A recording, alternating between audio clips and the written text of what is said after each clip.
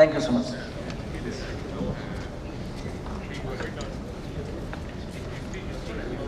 So, good morning everyone. So, three things I will talk about today. First thing is the preparation for international relations. As far as the international relations is concerned, I had given you a brief idea yesterday also that what kind of questions normally come in the examination. And I told you one very important thing, that try to develop a sense of awareness of the events which are happening around you. Because once you are aware about what is happening around you, questions will become very predictable from there. So have a broad level of thought process. Don't think narrowly. Like I'll give you another example. Recently, Germany, for that matter, if you have seen what is happening in Europe, Germany has withdrawn from a very important gas project called the Nord Stream from the Russian side. Now, you can expect a question on Nord Stream, you can expect a question on gas supplies and gas pipelines in Europe. You can also expect question in general science from there on the constituents of natural gas. तो देखो जो भी चीज़ होती है वो news में होती है, मैंने हमेशा आपको ये बात बोली है. एक सिंपल सा थॉट प्रोसेस याद रखिए कि there is something called backward linkage. कल भी ब्रीफली बताया था बट आज थोड़ा इलेबोरेट कर देता हूँ कि backward linkage always means that if there is something in the news, try to relate it to your syllabus. For that, not only you need to have mastery of syllabus, but you also need to understand at the same time that in the syllabus, based upon past year questions, what can be asked. जैसे मैंने आपको भी ये बात बताई कि Germany ने एक पाइपलाइन प्रोजेक्ट से विड्रॉ किया. वो पाइपलाइन प्रोजेक्ट थी नेचुरल गैस की, रशिया से नेचुरल गैस ली जा रही है. अब वर्ल्ड ज्योग्राफी के पॉइंट ऑफ व्यू से देखोगे तो ऑब्वियसली गैस पाइपलाइंस पे क्वेश्चन बनता है. सिमिलरली अगर आप नेचुरल गैस को देखोगे तो नेचुरल गैस का कॉन्स्टिट्यूएंट क्या होता है, नेचुरल गैस के एडवांटेजेस क्या होते हैं, नेचुरल गैस ट्रांसपोर्टेशन में चैलेंजेस क्या होते हैं. These kind of questions can come in the prelims, mains both. So while you may call Nord Stream thing as a current event, ironically a question from Nord Stream can be made even related to science. You know, if you understand this art, if you understand this ability, trust me, 70-75% question in the prelims and 80% question in the mains are predictable. Normally people have this belief कि भाई competitive exam है. हम लोगों के सबके मन में एक नरेटिव भर दिया जाता है कि कॉम्पिटिटिव एग्जाम है, डिफिकल्ट एग्जाम है. डिफिकल्ट कुछ नहीं है, हम लोग डिफिकल्ट खुद बनाते हैं. आपको डिफिकल्ट नहीं बनाना, थिंग्स आर वेरी इजी. मैंने आपको एक सिंपल शब्द दिया, your focus should be on awareness. देखो WBCS हो, UPSC हो, every agency which is recruiting civil servants to run the state or the country is recruiting people who are aware, who have the ability to take comprehension of things happening around them, so that when they become administrators in the service, they will have a multi-dimensional perspective. Those kind of people are in a position to run this country, and they have been running this country, and they will continue to run this country smoothly, administer it effectively. So आपको ये चीज़ समझनी है. This is a trait that you have to develop. ये एक दिन में नहीं होता. It requires a lot of practice. The practice does not mean that you keep solving things, but practice means thinking. आप समझिए इस चीज़ को. मैं एक फिर से आपको एक एग्जांपल देता हूँ. अब पाकिस्तान में पॉलिटिकल टर्मोइल चल रहा है. इमरान खान जी जाने वाले हैं, फजलुर रहमान की बात चल रही है, वो आएंगे, कोई और आएगा, कोई भी आए. आपको पॉलिटी में फॉर एग्जांपल अगर क्वेश्चन आएगा तो वो ये क्वेश्चन आएगा कि डेमोक्रेसी के फीचर्स क्या होते हैं. आप समझ रहे हैं इस चीज़ को. पाकिस्तान में at least we know that there is a democracy for the name sake, even if it is there. सब फैक्ट इज कि democracy it's features. A question in prelims like this, question in mains like this, in the polity segment, highly possible. So if you are aware of things around you, you will be able to easily gather the questions which are there. So international relations, your approach should be very simple. First priority should be that you should have your basics which are there very strong. Basics का क्या मतलब होता है? Basics का मतलब होता है कि भाई there are some foundational principles on which you cannot compromise. For example आप लोग आज की डेट में न्यूज़पेपर पढ़ते हो तो you get across terms like non alignment चल रहा है, स्ट्रैटेजिक ऑटोनॉमी बोला जाता है कई बार. तो these terms which are there, ये क्या है, क्यों आए, how did they originate, what is their relevance. So see, these are basics which cannot be compromised. So there is one IR book that I have also written. Institute also provides you with notes. You can combine both of them. You can try to use that. And as a result of which, what will happen is these basics will become strong. Now, once your foundational study is strong in the form of these basics, then you have to do the current affair part. Current affair part does not mean, I repeat again, reading static current affairs. देखो लोगों में एक ये बड़ा misconception होता है rather कि current affair means facts. I have told you one thing, current affair does not mean facts. If you treat current affair as facts, you will have difficulty in the examination. Current affairs always means linking the event with your static knowledge. Linking the event. अब जैसे for example मैं एक दोबारा example देता हूँ आपको, अगर आपने लास्ट 1 वीक में पाकिस्तान के इवेंट्स देखे तो पाकिस्तान के आर्मी चीफ बाजवा बोल रहे हैं कि इंडिया के साथ सारे डिस्प्यूट इंक्लूडिंग कश्मीर डिस्प्यूट हमें डायलॉग से रिजॉल्व कर देने चाहिए. Why did he make that statement? Maybe because of some political issue in his country. But what is expected out of you as a civil services aspirant? That why is Kashmir a dispute? What is the reason why Kashmir as a dispute persists? Why does India not resolve it, or maybe why does Pakistan not resolve it? What is the deadlock? Now this is not current. This is your static knowledge. The word Kashmir was used by somebody, whether that side or our side. The thing is that if the word Kashmir is in the news, memorizing this statement that Pakistan wants dispute to be resolved will not come in the examination. But what will come in the examination is that what is Kashmir dispute? Why that Kashmir dispute persists till today? And then obviously, as we are all aware that in Kashmir there has been some state-sponsored terrorism by the adversary. So question on state-sponsored terrorism will come. So आप देखो एक simple शब्द, एक statement Pakistan के army chief की एक इतना बड़ा एरिना, एक थॉट प्रोसेस खोल देती है आपके लिए. सिमिलरली जैसे फॉर एग्जांपल अभी हम लोग सब जानते हैं last week the Chinese foreign minister also visited India. Chinese foreign minister आए इंडिया में, एकदम से आए, मीटिंग हुई. एक आपने पॉइंट ऑब्जर्व किया होगा कि when he came, when the meeting happened, आप कंपेयर करके देखो in contrast to all previous meetings that we have with any head of the states या any senior person from another country, we always have a joint statement at the end of it. होता है नहीं होता? joint statement आती है. अब आप ये देखो कि चाइना की मीटिंग के बाद कोई joint statement नहीं आई. What is the inference here? Inference here is that the diplomacy which is happening between India and China today is called informal diplomacy. आप अपने WBCS का प्रीलिम्स हो, आपका UPSC का प्रीलिम्स हो, एक्सपेक्ट अ क्वेश्चन की what is informal diplomacy, what are the features of it. Straight forward question आएगा. और फिर आपसे अगर UPSC लेवल पे आप जाओगे तो वहां तो ये भी पूछ लेगा कि भाई is informal diplomacy better than formal diplomacy in countries which are having a disturbed relationship like India China. देखो एक छोटी सी चीज कि जॉइंट स्टेटमेंट नहीं थी, उसका इतना बड़ा इंप्लीकेशन है कि it has a potential of coming as a question in prelims and mains both.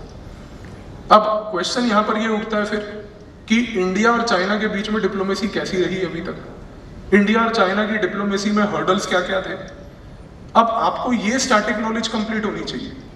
तो इस कारण से you have to now understand one thing, that your sole focus of building your base is very important. देखो कोई भी आप preparation करते हो, you have to understand one thing, WBCS preparation, UPSC preparation, foundation has to be very strong. I have been teaching for the last almost 12 years now. I have taught more than 4.5 lakh people in offline coaching, 1 lakh plus people in the last 1 year in online coaching. I have seen this, that one reason why people do not qualify this exam is only one. It's not a lack of commitment, it's not a lack of dedication. It's a very weak foundation. Foundation कमजोर है. कोई भी बंदा इस exam की तैयारी करने आ रहा है, आप उसकी डेडिकेशन पे क्वेश्चन मार्क नहीं लगा सकते. वो अपना करियर छोड़ के, एक वेल सेटल्ड नौकरी छोड़ के, एक करियर पाथ छोड़ के इस एग्जाम की तैयारी कर रहा है. वो डेडिकेटेड है. आप उसकी डेडिकेशन को चैलेंज मत करो. प्रॉब्लम कहाँ आती है? पाथ राइट नहीं है. कल जब यहाँ पे स्टार्टिंग हुई सेमिनार की इनॉग्रल सेशन में, सर ने एक बात बताई कि स्ट्रैटेजी इज व्हाट मैटर्स. और वो स्ट्रैटेजी का जो एक आउटकम होता है, it is your basically foundation. तो आपको फाउंडेशन स्ट्रॉन्ग रखना है। और फाउंडेशन स्ट्रॉन्ग कैसे होगा? फाउंडेशन स्ट्रॉन्ग एक ही तरीके से होगा, that is when you read text books. अब there is a difference in a text book and a guide book. एक गाइड बुक जो होती है वो कंपाइलेशन होती है, that will give you information for last minute revision. एक text book होती है जो आपको एक फाउंडेशन बिल्डिंग में काम करती है। आप समझ रहे हैं टेक्स्ट बुक और गाइड बुक का अंतर? इस चीज को ध्यान रखिएगा, क्योंकि अगर आपने फाउंडेशन बिल्डिंग के टाइम पे गाइड बुक पढ़ी और टेक्स्ट बुक नहीं पढ़ी तो फाउंडेशन वीक रहेगी। तो हर एक सब्जेक्ट में, whether it is international relation जो मैं कह रहा हूँ या जनरल साइंस हो या कोई भी हो, your foundation has to be number one, very strong. Don't compromise with the foundation. Guide book has its own relevance. Guide book comes at a time when it helps you to do revisions. It saves your time because it gives you compilation from multiple sources. So 2 months, 3 months before the exam you can aptly revise. 2 months, 3 months before the exam you cannot read a guide book. So textbook should be number one priority for WBCS, UPSC both. Don't compromise on your foundation. And once the basic textbook has been studied, then try to develop a sense of awareness.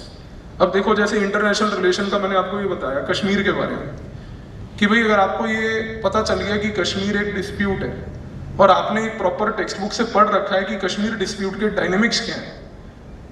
देखो Kashmir dispute के बारे में अगर मैं एक basic बात बताऊं, एक बड़ा क्रिटिसिज्म हम लोग जैसे न्यूज़पेपर्स में आज की डेट में देखते हैं कि हमें यूएन नहीं जाना चाहिए था। उस समय की परिस्थितियां ऐसी थी, अगर यूएन नहीं जाते तो और कुछ ऑप्शन भी नहीं था। दिस फाइनाइट सटल डिफरेंस कि हम गए क्यों, और अच्छा गए भी तो वहां जाके हमने क्या बोला। आप देखिए कि when we went to the UN in 1947 to 50 period, we never questioned in the UN instrument of accession. Instrument of accession आप सब जानते हैं, महाराजा हरि सिंह ने इंडिया के साथ साइन किया था। जब महाराजा हरि सिंह ने इंस्ट्रूमेंट ऑफ एक्सेशन साइन कर लिया तो Kashmir is a legal part of India. When we went to the United Nations, we never raised the question of instrument of accession. Our point in United Nations was that why is Kashmir under the control of Pakistan and their control is illegal, tell them to go back.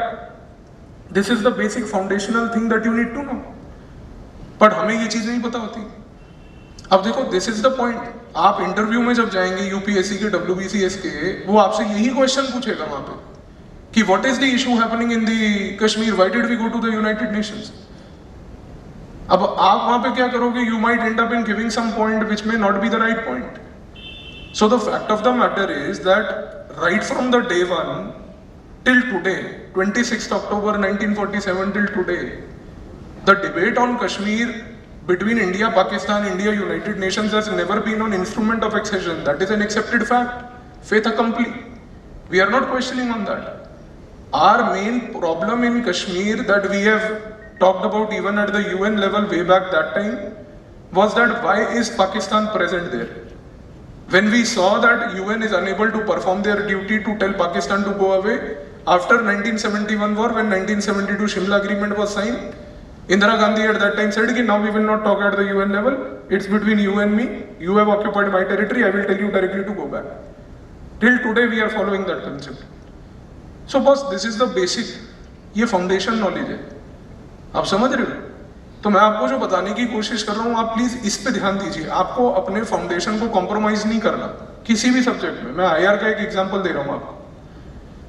तो foundation अच्छी बनाइए, foundation को बनाने के लिए text book का प्रयोग कीजिए, और जब आप अच्छे से फाउंडेशन अपनी स्ट्रॉन्ग कर लेंगे, कोई एग्जाम में दिक्कत नहीं आएगी। इसके बाद फिर आपको करंट अफेयर्स में ये जो अवेयरनेस चल रही है, ये जो शब्द चल रहे हैं न्यूज में, इनको पकड़ना है, इनको एक लिस्ट बनाते जाना है कि भाई क्या क्या न्यूज में चल रहा है, और उसके रिलेटेड सवाल आपको दिखता रहेगा। जैसे यूपीएससी के एस्पिरेंट्स मैंने देखा नॉर्मली एक बात करते हैं कि यूपीएससी का फुल फॉर्म इनफॉर्मली और कैजुअली बना रखा है अनप्रिडिक्टेबल सर्विस कमीशन। मैं हमेशा डिसएग्री करता हूं उस बात से। अनप्रिडिक्टेबल क्या है? आपका WBCS का भी एग्जाम है, कई लोग कहते हैं कि वो भी बड़ा डिफिकल्ट अनप्रिडिक्टेबल सा है। मैं कहता हूं उसमें अनप्रिडिक्टेबल क्या है? दोनों संस्थाएं, West Bengal Public Service Commission हो या यूनियन पब्लिक सर्विस कमीशन हो, कॉन्स्टिट्यूशनल संस्थाएं हैं। दोनों संस्थाएं नोटिफिकेशन जारी करती, आपका WBCS का एक डिटेल्ड नोटिफिकेशन आता है नहीं आता? यूपीएससी का एक डिटेल्ड नोटिफिकेशन आता है या नहीं आता? They are constitutionally bound to ask you questions from the syllabus. Problem arises when we don't prepare the syllabus. We prepare a subject and not the syllabus. See the difference. Try and understand and absorb this difference. It will give you a lot of clarity in life. Ki why the success is not happening. And I repeat that point again. We prepare subjects, we don't prepare the syllabus. It is the syllabus that matters and not the subject. Her subject का एक defined syllabus है. WBCS में एक defined syllabus है. हमारा UPSC में एक defined syllabus है. हम सिलेबस ही नहीं करते. हमने देख लिया कि सब्जेक्ट है, सब्जेक्ट करना है.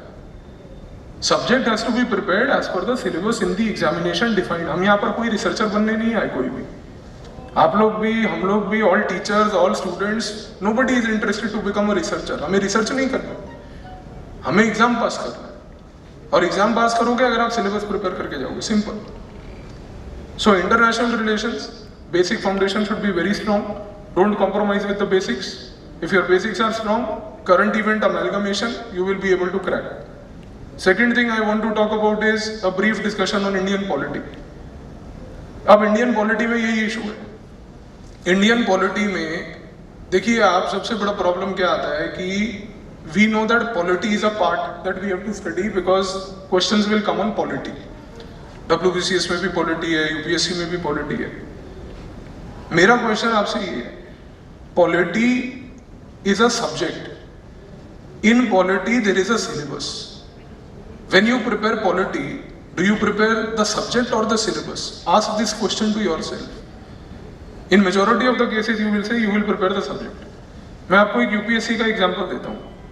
हमारा जो यूपीएससी का पॉलिटी है, अगर आप उसके यूपीएससी के पॉलिटी का प्रीलिम्स का सिलेबस देखते हो, उसमें लिखा है Indian polity, governance, constitution, political system, right issues, Panchayati Raj etcetera. अब आप देखो, हम लोग जब स्टार्ट करते हैं पॉलिटी पढ़ना, हम पॉलिटी पढ़ लेते हैं. गवर्नेंस कहाँ गया? पॉलिटिकल सिस्टम कहाँ गए? राइट इशू कहाँ गया? पंचायती राज कहाँ गया? पता ही नहीं. प्रॉब्लम क्या है? प्रॉब्लम ये है कि भाई हमने जो भी बुक उठा ली पॉलिटी की, हमने उसको अपना बाइबल मान लिया कि ये हमारे लिए हमारी भगवत गीता है, बाइबल है, गुरु ग्रंथ साहब है, हमें यही पढ़ना है. किसी भी चीज को उस स्टेटस का दर्जा मत दो. ये देखो कि वो किताब आपको सिलेबस कवर करके दे रही है या नहीं. सिलेबस आपके सामने है, और सिलेबस को डाउनलोड करने के लिए ना WBCS की एजेंसी आपकी और ना यूपीएससी की एजेंसी कोई पैसा नहीं ले रही है. इसीलिए फ्री ऑफ कॉस्ट वो आपके सामने पब्लिसाइज करके रखा है कि ये सिलेबस है, ही पढ़ लो. आप देखो, मैं एक सिंपल सा एग्जांपल देता हूं. अगर आपने यूपीएससी के लास्ट 2 साल के पेपर देखे होंगे, यूपीएससी के प्रीलिम्स के आप लास्ट 2 साल के पेपर देखो, they are asking questions on liberty, freedom, equality, ये टाइप के क्वेश्चन आ रहे हैं. अब आप कोई भी किताब उठा लो पॉलिटी की, आपको ये टाइप के क्वेश्चन कहीं मिलेंगे? कंटेंट ही नहीं. देखो, every year's paper is an indication of what to expect next year. The previous year paper is not something to be memorized. Previous year paper is something to be analyzed to understand what is going to come from here next year. That is an important understanding first you need to develop. अब अगर मान लीजिए, मैं आपको एक simple उदाहरण देता हूँ कि लिबर्टी, इक्वालिटी, ये सब चीज़ों पे यूपीएससी ने सवाल पूछा. आपको क्या लगता है कि इससे आगे हमें क्या लर्निंग मिलती है? देखो, अब आप लोगों ने सबने एक चीज़ ऑब्जर्व करी होगी. लास्ट ईयर नवंबर दिसंबर में एक बड़ा मेजर इवेंट हुआ. गवर्नमेंट ऑफ इंडिया ने 3 फार्म लॉज को रिपील कर दिया. किया, ये सबको पता है. आप करंट अफेयर्स का ये इवेंट है, 3 फार्म लॉज रिपील. देखो, एक ब्यूटी बताता हूँ आपको. 95% बच्चे क्या करते हैं कि when they prepare for these 3 farm laws and the repeal, they will try to prepare this current affair thing in 2 ways. First way, what they will do is that they will try to understand and memorize the facts of the farm laws. कि farm law क्या थे, उसके provision क्या थे, उसके demerits क्या थे. आपको लगता है ये कोई संस्था यूपीएससी, WBCS कभी ये पूछेगी? कभी नहीं पूछेगी. दूसरे लोग क्या करते हैं? They will try to memorise कि लॉ बनता कैसे है और लॉ रिपील कैसे होता है. ये पढ़ेंगे वो लोग. लॉ का रिपील का प्रोसेस क्या होता है, उसके फैक्ट्स रटेंगे, उसके प्रोसीजर को रटेंगे. यूपीएससी, WBCS ये सब नहीं पूछने वाला. वो फंडामेंटल सवाल पूछेगा आपसे कि लॉ का और सोसाइटी का रिलेशनशिप क्या है. और इसमें सबसे फंडामेंटल पॉइंट ये आता है कि जब लॉ बनता है, अगर लॉ बनाने वाली एक संस्था है, मान लीजिए पार्लियामेंट, और पार्लियामेंट में अगर इलेक्टेड रिप्रेजेंटेटिव बैठे हैं जो पीपल के कंसेंट से, हमारे वोटों से बैठे हैं, तो उनको वो सेंसिटिविटी को एक्सेप्ट करना है कि ऐसा कानून बनाया जाए which will be basically acceptable to all. The question that will come in the examination will be a relationship between law and morality. हमें ये डायमेंशन समझना था, लेकिन हम इस डायमेंशन को ना समझ रहे हैं ना पढ़ रहे हैं. अब ये चीज आपको यूपीएससी में एथिक्स में भी इस बार पूछेंगे, ये चीज आपको प्रीलिम्स में भी लॉ का सवाल बना के पूछेंगे, लॉ और सोसाइटी रिलेशनशिप. लेकिन प्रॉब्लम क्या है? फंडामेंटल वीक है.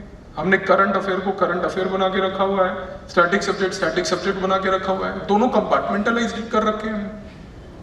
आप पॉलिटी में theory of separation of power पढ़ते हो, जिसमें बोला जाता है legislature, executive, judiciary should be compartmentalised. यहाँ पर your UPSC WBC preparation can not be compartmentalised. Legislature अलग, एग्जीक्यूटिव अलग, जुडिशरी अलग. हमारा माइंडसेट वैसा बन गया, पॉलिटी अलग, करंट अफेयर अलग. ऐसा नहीं है. पॉलिटी जो है वो उसका एक फाउंडेशन है, वो फाउंडेशन स्ट्रॉन्ग करो. फाउंडेशन स्ट्रॉन्ग करके उसके बाद आप अपना करंट अफेयर्स को लिंक करो. आज की डेट में आपने एक इनिशिएटिव सुना होगा सरकार का, जो गवर्नमेंट ने स्टार्ट किया है, गति शक्ति मिशन. गति शक्ति मिशन का क्या अप्रोच है, क्या आइडिया है? सबसे बड़ा आइडिया ये है कि हमें कोऑर्डिनेशन करना है. कोऑर्डिनेशन करवाना है 16 डिफरेंट मिनिस्ट्रीज के बीच में. क्यों? क्योंकि हमें ये चीज समझ आई है कि अगर different ministry different type of projects करती रहेगी, अपना अपना पर्सपेक्टिव देती रहेगी, तो उससे प्रॉब्लम क्या आएगा? उससे सबसे बड़ा प्रॉब्लम ये आएगा कि कोऑर्डिनेशन नहीं होगा, इंफ्रास्ट्रक्चर प्रोजेक्ट डिले होगा. और आप इस चीज को अपने यूपीएससी और अपने डब्ल्यूबीसीएस का प्रिपरेशन में लगा के देखो, यही चीज होती है. आप कंपार्टमेंटलाइज करते हो, आप गवर्नमेंट ऑफ इंडिया के डिफरेंट डिपार्टमेंट्स की तरह बिहेव करते हो कि एक डिपार्टमेंट करंट अफेयर है, एक डिपार्टमेंट पॉलिटी है, एक डिपार्टमेंट साइंस है, एक डिपार्टमेंट आईआर है. जब तक आप ये डिफरेंट वो करते रहोगे, अप्रोचेस लगाते रहोगे, एग्जाम पास नहीं होगा. आपको भी अपने लाइफ में गति शक्ति अपनाना है. गति शक्ति का मतलब है आपको कोऑर्डिनेशन करना है. फाउंडेशन स्ट्रॉन्ग करो. फाउंडेशन स्ट्रॉन्ग करने के बाद अमेलगमेशन करो, चीजों को लिंक करो. मैंने आपको अभी साधारण एक उदाहरण दिया स्टार्टिंग में. नॉर्थ स्ट्रीम से क्वेश्चन जनरल साइंस में नेचुरल गैस के फीचर पे आएगा. अगर आप ये एबिलिटी समझ गए, क्योंकि देखो प्रॉब्लम पता है क्या होती है? प्रॉब्लम हम लोग ये एबिलिटी डेवलप क्यों नहीं करते हैं? क्योंकि ये एबिलिटी डेवलप करने के लिए मेहनत हमें करनी है. हम लोग एक ऐसे माइंडसेट में आ गए हैं कि हमें स्पून फीडिंग हो जाए, कि भाई हमारे को वो च्यवनप्राश के चम्मच खिला दें और 6 महीने में हमारे को तंदुरुस्ती आ जाए. हमारा सबका अप्रोच वैसा रहता है कि च्यवनप्राश डेली खाएंगे तो उस पर लिखा है डब्बे पे कि इम्यूनिटी स्ट्रांग हो जाएगा, तो अगर वो इम्यूनिटी स्ट्रांग होगा तो कोविड नहीं होगा. ऐसा नहीं होता है. Chyawanprash alone can not prevent Covid. There are various other things in your lifestyle that you have to do to prevent COVID, which you understand well. So आपको ये चीज समझनी है. यहाँ पर आपको इस तरीके से पॉलिटी को भी वैसे ही पढ़ना है. पॉलिटी के लिए अभी आप लोगों को सबको एक मैंने फ्री में आप लोगों के लिए, आपके बेनिफिट के लिए एक बुक दिया है, हाउ टू क्रैक यूपीएससी. इस वाला बुक में जो है छोटा सा बुक है, it will take you 2 hours to read. आपको एक पूरा पर्सपेक्टिव मिल जाएगा. और ये पर्सपेक्टिव डब्ल्यूबीसीएस एग्जाम हो, दूसरा कोई स्टेट एग्जाम हो, यूपीएससी एग्जाम हो, हर जगह के लिए कॉमन है. क्योंकि इस किताब में मेरा ऑब्जेक्टिव केवल एक है कि आप लोगों को ये चीज समझ आए कि कोई चीज अगर पढ़नी है तो वो कैसे पढ़नी है. क्या पढ़ना है ये तो सब जानते हैं, पर पढ़ना कैसे है ये लोग नहीं जानते. ये इंटीग्रेशन कैसे करना है, नॉलेज को अप्लाई कैसे करना है. These are things that are there, that are found in this book. This will be helpful to you. Give it a 2 hour reading. These messages which are there in the book will remain with you for a very long period of time in your life. So एक चीज ये, और polity में अब जिन जिन जगहों पर आपके पास option हो जहाँ पे अच्छा फाउंडेशन बन पाए, try and build that foundation. जैसे फॉर एग्जाम्पल सुभाष कश्यप जो है हमारे, और हमारे प्रोफेसर डी बासु हैं. ये जो दो हैं ये स्टॉलवर्ड्स हैं पॉलिटी के. किसी इंसान ने अगर पॉलिटी का कोई किताब लिखा है तो it is only a water down version of these 2 books. Subhash Kashyap का बुक का लैंग्वेज इजी होता है. आप कभी सुभाष कश्यप का कोई किताब उठा के देखिए. प्रोफेसर सुभाष कश्यप का एक किताब आता है आवर पार्लियामेंट, एक आता है आवर पॉलिटिकल सिस्टम. आप सिलेबस देखिए, अभी मैंने आपको थोड़ी देर पहले बताया था पॉलिटिकल सिस्टम शब्द लिखा है यूपीएससी में, और देखो सुभाष कश्यप ने किताब का नाम रखा है आर पॉलिटिकल सिस्टम, और ब्यूटी पता है क्या है, आर पॉलिटिकल सिस्टम को पब्लिश कौन करता है? भारत सरकार, गवर्नमेंट ऑफ इंडिया। एक मिनट के लिए सोचो, गवर्नमेंट ऑफ इंडिया का यूपीएससी का एक सिलेबस के लिए एक ऑथर, उस ऑथर का एक किताब, और वो किताब का टाइटल भी वही जो यूपीएससी के सिलेबस का टाइटल। आप एक इंटीग्रेशन देख रहे हो, इससे ज्यादा क्या प्रूफ चाहिए आपको? तो आप इस चीज को समझिए, अपना फाउंडेशन अच्छा बनाइए। एक बार फाउंडेशन अच्छा बनेगा, उसके बाद में आप इंटरलिंक कर पाएंगे चीजों को।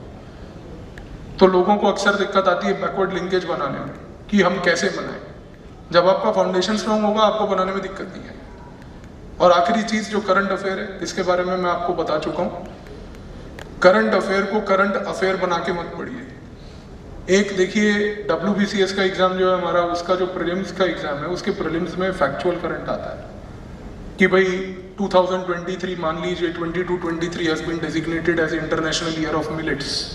तो वो आपसे ये पूछ लेगा वहां पे कि भाई 2022-23 has been designated as an international year of ABCD। ये हमारा WCS का प्रीलिम्स में इस तरीके का सवाल आएगा। बट अगर आपको यूपीएससी का भी एग्जाम देना है मान लो, तो आपको यहाँ पर मिलेट्स जानना जरूरी नहीं है, बट अब आपको ये जानना जरूरी है कि मिलेट्स के ऊपर इतना फोकस क्यों है, राइस वीट जो हमारा कंट्री का स्टेपल है उसके ऊपर क्यों नहीं है। फिर वहां से आपको दिमाग लगा के ये सोचना है कि राइस वीट पे फोकस इस कारण से नहीं है क्योंकि rice and wheat are water intensive crops, specifically rice to be more precise, और कंट्री में वाटर शॉर्टेज का प्रॉब्लम है। अब राइस का चाहे कंजम्पशन हो, लेकिन राइस का कल्टीवेशन के लिए नंबर 1 वाटर इंटेंसिव प्रॉब्लम है। उसके कारण क्या होगा कि अगर वाटर का रिक्वायरमेंट ज्यादा होगा, वाटर शॉर्टेज है कंट्री में, तो आप देखिए कि ये वाटर शॉर्टेज, वाटर प्रॉब्लम क्या हुआ। कल खुल्लर सर ने एक बात बोला ना कि सोशल ज्योग्राफी का एस्पेक्ट है, आप समझ रहे हैं। अब देखो, water shortage, international year of millets, domain IR का है, लेकिन क्वेश्चन उसका ज्योग्राफी में बन रहा है। This ability to integrate will only come when you don't treat current affair as an isolated event। और करंट अफेयर के नाम पे हमारे को फैक्ट कंपाइलेशन पढ़ना है depending upon the examination we are trying to target. WBCS में जैसे मैंने आपको बताया कि वहां पर स्ट्रेट फॉरवर्ड फैक्चुअल सवाल आ रहा है, तो स्ट्रेट फॉरवर्ड फैक्चुअल सवाल के लिए आप ये याद कर लो कि हाँ भाई 2022-23 international year of millets, but UPSC के लिए एक लेवल ऊपर जाना है। और WBCS में भी आप देखो, हमारा जनरल स्टडीज पेपर 2 जो है वहां पर, जिसमें general knowledge and current affair लिखा है, कल को आपको वो ये क्वेश्चन इलेबोरेट करने के लिए पूछेगा कि भाई why 22-23 has been designated as international year of millets. उसमें answer has nothing to do with millets, it has to do with rice and wheat, it has to do with Food Corporation of India, it has to do with surplus grains which are getting rotted and wasted. So आप समझो, agencies common है, चाहे UPSC और WBCS हो, agencies common है, इनका thought process हर जगह same है, बट ये है कि हाँ अप्रोच थोड़ा डिफरेंट रहेगा।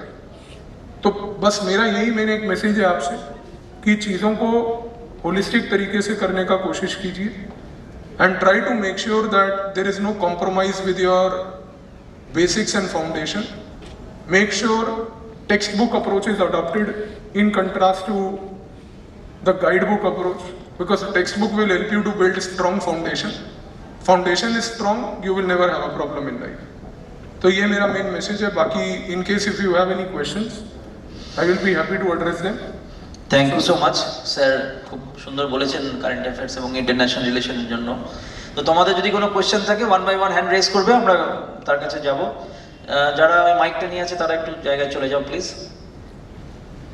আচ্ছা, ফার্স্ট কোয়েশ্চেন কে জিজ্ঞেস করছে? পেছনে হোয়াইট শার্ট, ডান দিকে। Good morning, sir. My name is Devtanu. লাইটটা জ্বালিয়ে দেবেন অডিয়েন্সে please. I want to ask, like, for building the basics, you talked about specific terms like strategic autonomy and informal diplomacy. So, is there any reference where we can get a list? So I told you that there is one IR book that I have written, and this book that I have given you, the How to Crack UPSC book. In this book, you will have all books which are there, which are required for all subjects, which will give you these foundations.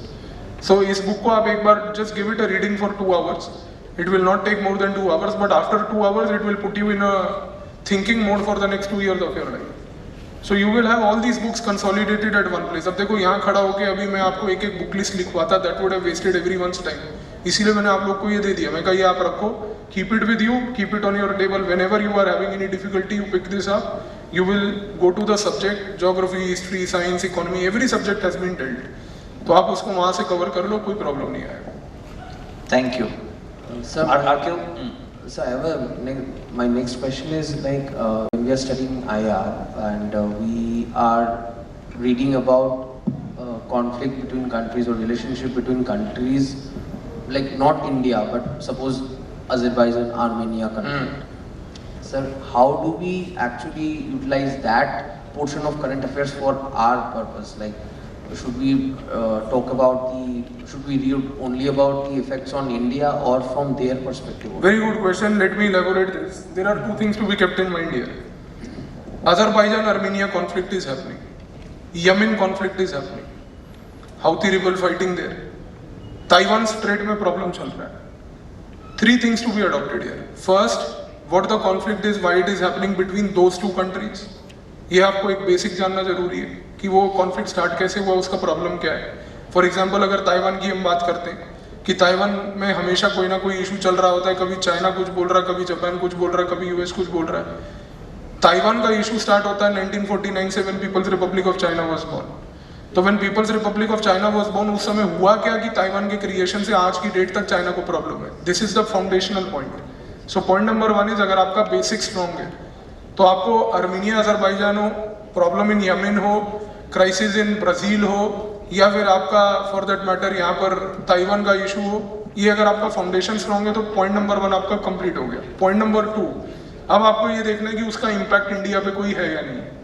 For example जैसे हम Taiwan की बात करते हैं, Taiwan का impact India के ऊपर direct है. क्यों? क्योंकि ताइवान से अपन लोग सेमीकंडक्टर खरीदते हैं. अगर ताइवान में कुछ होगा, हमारे सेमीकंडक्टर को शॉर्टेज होगा, हमारे सेमीकंडक्टर का शॉर्टेज होगा, हमारी इकोनॉमी खत्म हो जाएगी. तो ये आपको सेकंड थिंग है. अब अजरबैजान और आर्मीनिया का अगर आप देखो, उसका इम्पैक्ट इंडिया पे कुछ नहीं है, दो कारणों से. क्यों? क्योंकि हमारे कोई वहां पर अजरबैजान में इतने इकोनॉमिक इंटरेस्ट या डिप्लोमेटिक इंटरेस्ट नहीं है. हमारा एक सिविलाइजेशनल रिलेशनशिप है बस वहां पे. और दूसरा सबसे बड़ी बात, अजरबैजान आर्मीनिया रीजन से हम कोई ऐसे रिसोर्सेज नहीं ले रहे कि जिसकी वजह से हमारी इकोनॉमी पे कोई इम्पैक्ट होगा. एंड मोर इम्पोर्टेंटली हमारा कोई डायस्पोरा नहीं है वहाँ पे. डायस्पोरा यानी कि हमारे इंडियन लोग नहीं रहते वहाँ पे. लेकिन अब आप इस चीज़ को यमन के कंपैरिजन में देखो. पॉइंट नंबर 2 में यमन से हम कोई रिसोर्स नहीं ले रहे, लेकिन यमन में इंडियन डायस्पोरा था, उसको इवैक्यूएट किया.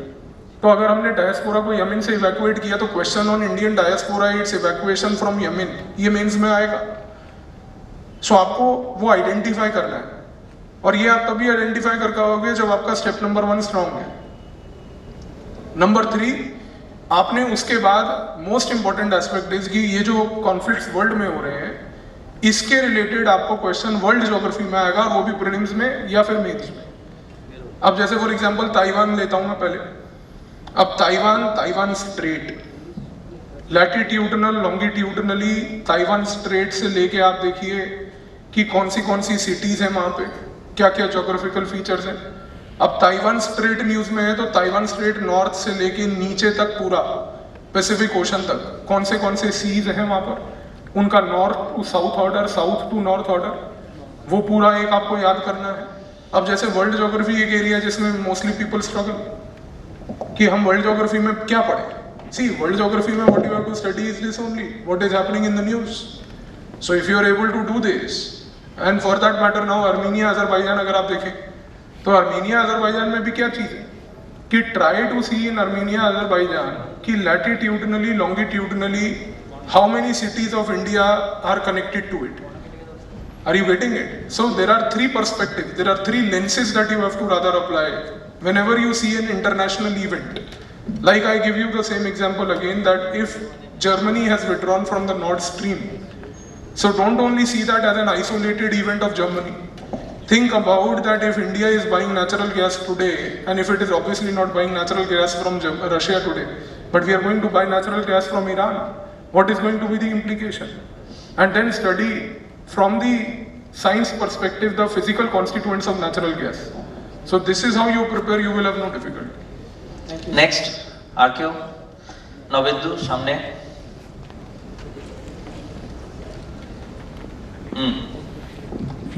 Morning sir, my name is नविंदु।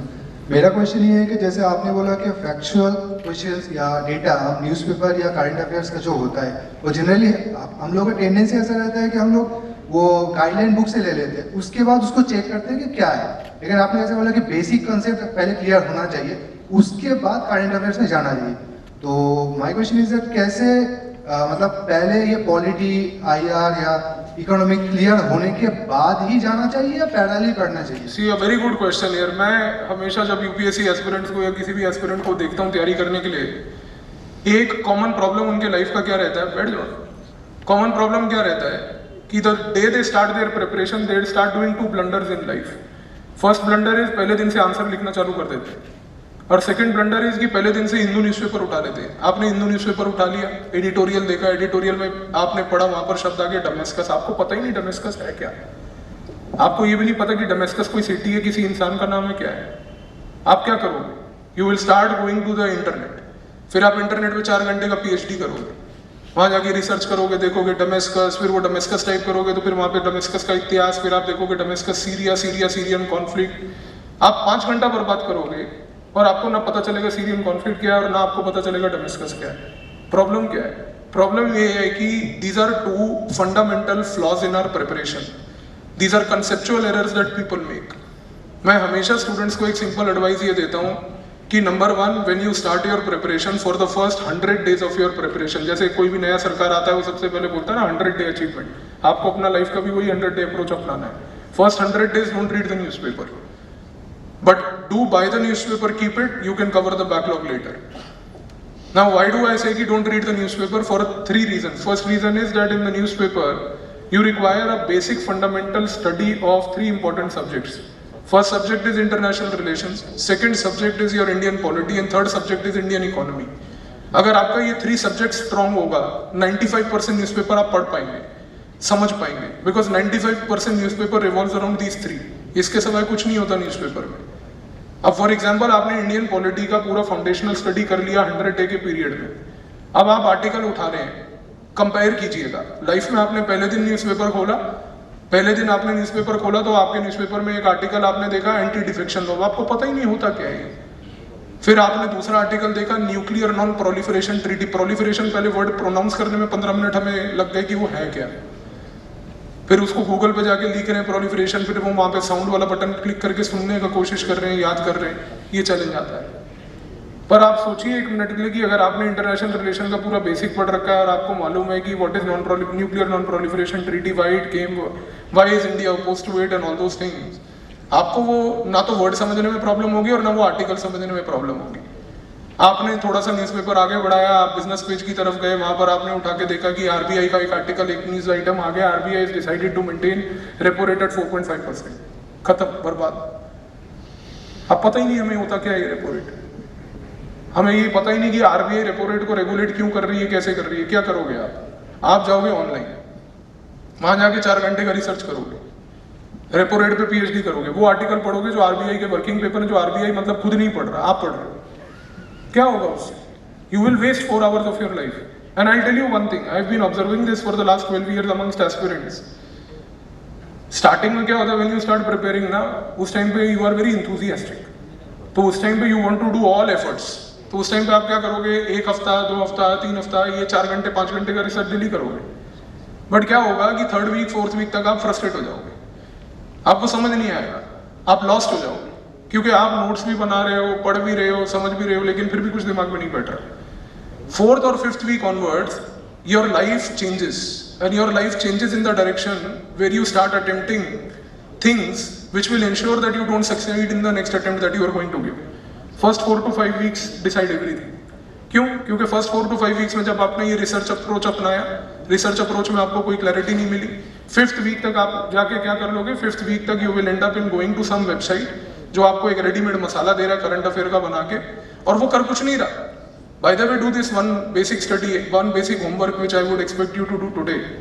कोई हिंदू न्यूज़पेपर का आर्टिकल आता है, आप किसी वेबसाइट पे जाके देखेंगे, अगर करंट अफेयर वाला, जो खास करके करंट अफेयर बहुत फ्री में पढ़ाते हैं वो लोग, वो क्या करते हैं, उसी आर्टिकल को लेके, जो हिंदू में क्या है, एक पैराग्राफ फॉर्म में आता है, न्यूज़पेपर में एक फॉर्मेट होता है आर्टिकल का, वो क्या करता है, उसी आर्टिकल को लेके एक एक ऐसे बुलेट पॉइंट बना देता है। वो कलाकारी पे ध्यान देता है, समझाता कुछ नहीं है। आप जब वो आर्टिकल को बुलेट पॉइंट में पढ़ लोगे उसके बाद भी आपको कुछ नहीं समझ आएगा, पर आपको देखने में अच्छा लगेगा, क्योंकि anything which is visually appealing we tend to have affinity towards it. Doesn't mean that something which is visually appealing is intellectually also stimulating. We don't understand this. फिर क्या होगा, हमारा एक डिपेंडेंसी कल्चर स्टार्ट होगा. फिर हमें लगेगा कि नहीं यार ये वेबसाइट देखो गजब है, ये तो करंट अफेयर पूरा दे रहा है इतना अच्छा. उसके बाद क्या होगा, वो नीचे क्वेश्चन भी देगा आपको, क्वेश्चन फॉर प्रैक्टिस. फिर आप वहाँ देखने नीचे थ्रेड चलेगा, धागा, जैसे वो पतंग उड़ाने वाला सद्दी होता है ना धागा, वैसे चलेगा, थ्रेड चलेगा. वो थ्रेड में क्या हो रहा है, वहाँ पर लोग आंसर लिख रहे हैं और वो they are calling it answer writing. Boss, that is not answer writing, that is precis writing. There's a difference. Why I call it as a pressy writing is why? Because you are only reading that big article and summarizing the thing there. That is not answer writing, it is pressy writing. UPSC is not about pressy writing in the mains, it is about answer writing. Answer writing के लिए कला होनी चाहिए. Question number 1 समझना. हर question का एक directive word होता है. Discuss, elucidate, examine, critically examine, analyse. और हर एक क्वेश्चन के डायरेक्टिव वर्ड से उसका आंसर बदल जाता है. मैं आपको अगर एक स्टेटमेंट बोलूं कि India Japan are coming closer at the systemic level, discuss, और यही स्टेटमेंट बोलूं India Japan are coming closer at the systemic level, analyse, in both the cases answer is different, but we don't pay attention to it. So therefore, first 100 days of your preparation, build foundation of these 3 subjects. Economy, polity, IR. 95% newspaper after the 100 days will be in your command. Then start reading the newspaper, you will understand everything. So this is, I hope, addresses this question. Thank you sir. তবে আমাদের WBCS এর ক্ষেত্রে sir একটু আগে বলছিলেন world জিওগ্রাফিটা GK পার্টে ধরা যেতে পারে মেনের জন্য, আর মানে একটা থেকে আরেকটা দেখতে দেখতে যেন আবার হারিয়ে না যাও সেটাও মাথায় রাখতে হবে. মানে যে জিনিসটার জন্য কোনো একটা পার্টিকুলার কোয়েশ্চেন আনসার দেখা হচ্ছে সেটার লেজ করতে করতে এটা থেকে সেটা, সেটা থেকে সেটা সেই ফেসবুক ইউটিউবের মতন ব্যাপার হয়ে যাবে, এটাকেও মাথায় রাখতে হবে. Anyway, next question. International relation বা কারেন্ট অ্যাফেয়ার্স এর উপরে কোনো নেক্সট কোয়েশ্চেন কেউ যদি করতে চাও?